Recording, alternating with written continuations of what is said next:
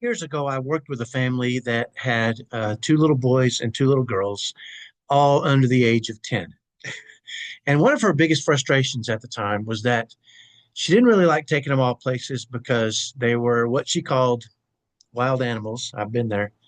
And she didn't like the way she was judged by people. And I said, "Are people saying things to you?" She said, "No, but I can tell. I can tell they're judging me." And it reminded me of a study that was done on a college campus years ago where they took a bunch of girls and they were going to have them interview for a job. And they set them down in a chair and they put scars on their faces. They fabricated these scars so these girls had these scars on their faces for these interviews. And then they put the girls in front of a mirror and let the girls see the scars. And they said, "Let's see how the interviewer reacts to you." And they got them ready for the interview. They were about to walk in, and at the last second, they told the girl, "Let's touch it up just a little bit. There's a little something here," and they completely removed the scars without the girls knowing. And they sent them in to the interviews, and the results were fascinating. Over and over and over, the young ladies reported that they were saying things and referring to these scars that they had on their faces, but that had been completely removed.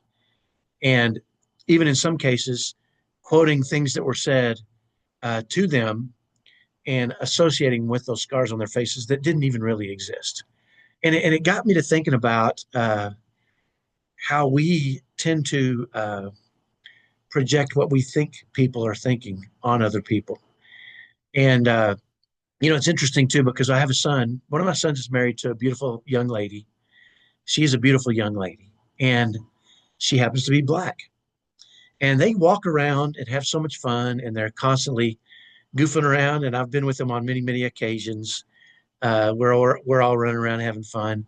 And I've also come across couples uh, who have mixed relationships, like my son, who complain about being judged constantly for their mixed relationship and claim racism.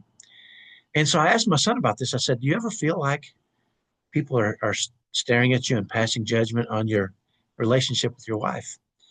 And he said, "No, when people look at me, I think they're just looking at us and going, 'What a beautiful couple.'" Now, he is my son, right? So that makes a lot of sense if you think about it. But it also is interesting to me how we frame things in our lives. After I told this simple example to this mom of these four little kids, I said, "Here's what I want you to do." I said, "I just want you to pretend. You don't have to really do it, but just pretend that when people look at you, they're focused on how beautiful your little girls are, or how handsome your little boys are, or how spirited or spunky or fun they are. And tell me about that. Let's do this for a week. Take your kids out a couple times, but pretend.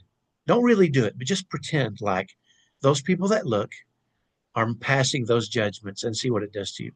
Well, when I returned to her, when we talked a week later, she had a dramatically different look and view of taking her kids places. Now, she didn't really do it. She was just pretending.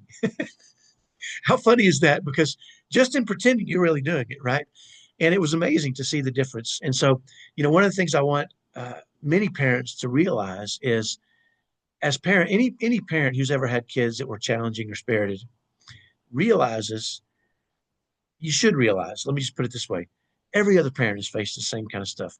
The question is, how are we responding? What is our perception of our situation? If our perception is, I have young, spirited, challenging kids, and they're going to grow up to be monsters. They're going to be great. They're going to be, when I say monster, I mean just fantastic individuals who are capable and strong and willing to put in effort, and their potential is unlimited. Like my son, who was overwhelmingly strong-willed and spirited and challenging.